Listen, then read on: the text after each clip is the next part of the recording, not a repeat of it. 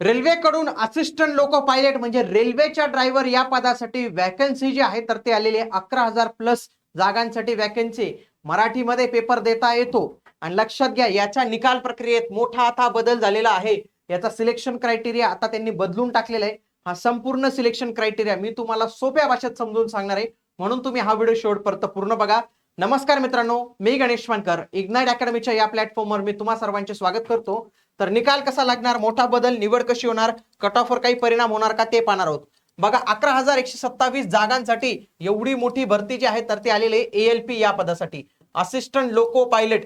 म्हणजे जसं प्लेनचा ड्रायव्हर असतो, बसचा ड्रायव्हर असतो, तर त्याच पद्धतीने हा पण एक ड्रायव्हर आहे, असिस्टंट लोको पायलट याला जे आहे तर ते नाव दिलं जातं आणि याच्यासाठी एक्झाम होते.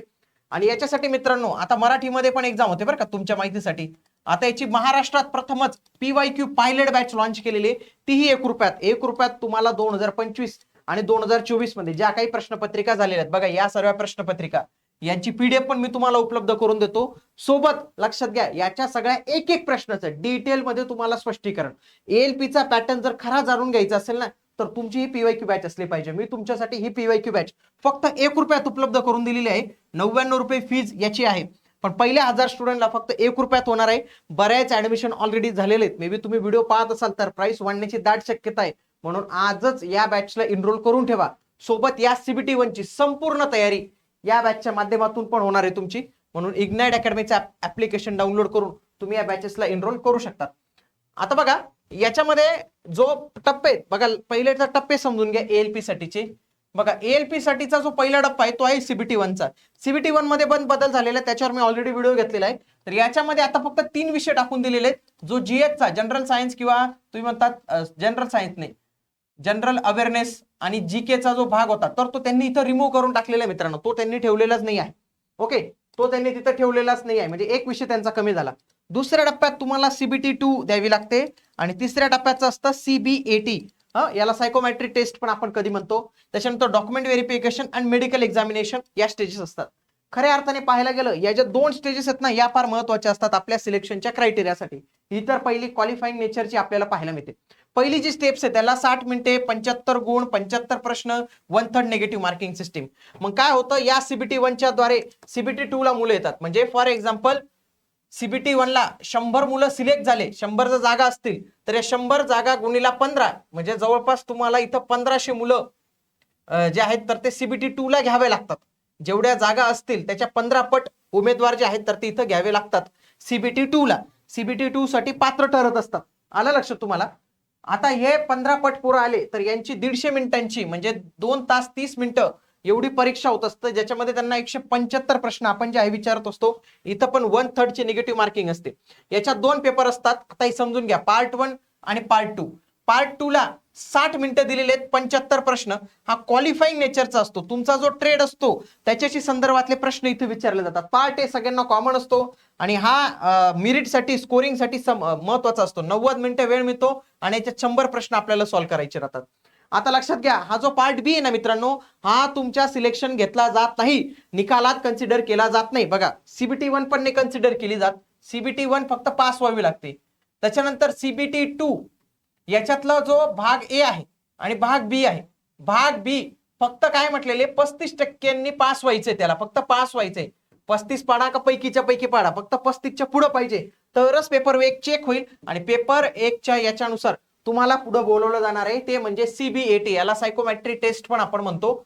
याचे 8 पट, समजा 100 जागा असतील तर त्याचे 8 पट म्हणजे 800 मुलं बोलवले जातील. बघा, आधी किती होता रेशो, हा 15चा रेशो होता, म्हणजे 1500 मुलं इथं बोलवले.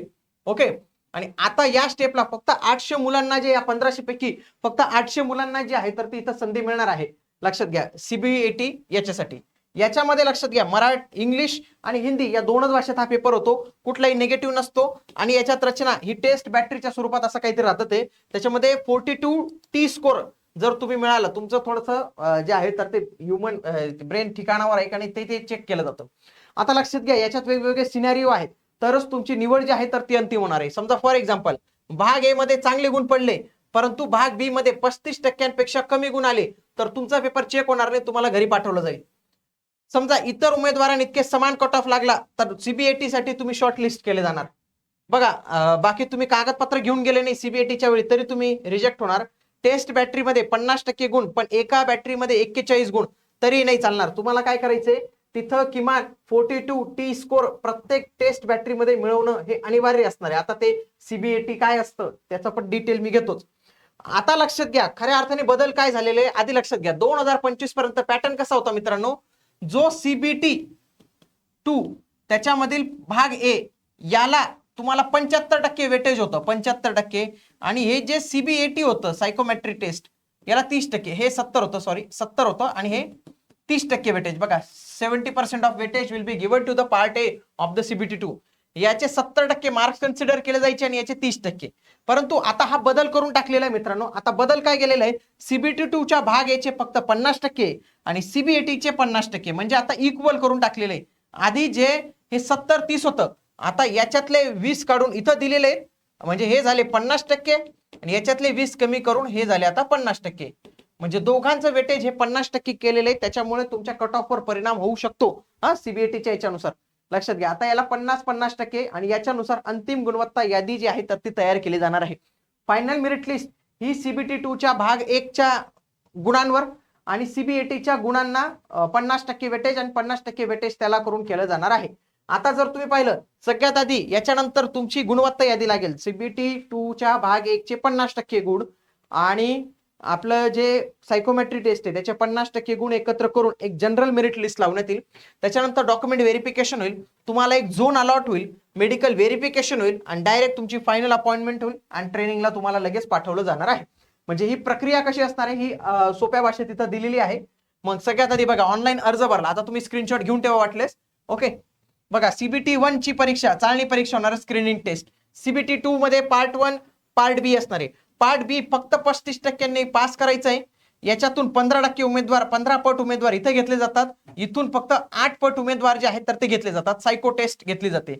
आता याच्यातले 50% गुण घेतले जातात, याच्यातले 50% गुण घेतले जातात आणि तुमची एक अंतिम गुणवत्ता यादी तयार केली जाते. मेडिकल व्हेरिफिकेशन आणि फायनल अपॉइंटमेंट अशा पद्धतीने तुमची सर्व प्रोसेस जी आहे तर ते असते. सीबीटी 1 आणि सीबीटी 2 च्या दोघांची मिळून पण आपल्याकडे बॅच जे आहे तर ते अवेलेबल आहे मित्रांनो. आपण याच्यामध्ये खूप चांगल्या पद्धतीने काम जे आहे तर ते करतो. आयटीआय उमेदवारांसाठी डिप्लोमा उमेदवारांसाठी चांगली संधी आहे म्हणून तुम्ही अवश्य फॉर्म भरा. मराठीत पेपर होतो. तुम्हाला सर्व काही माहिती मी या चॅनलला उपलब्ध करून देतो म्हणून तुम्ही आपले हे चॅनल आजच जॉईन करून ठेवा. भेटूया पुढील व्हिडिओमध्ये. तोपर्यंत जय हिंद जय महाराष्ट्र. धन्यवाद.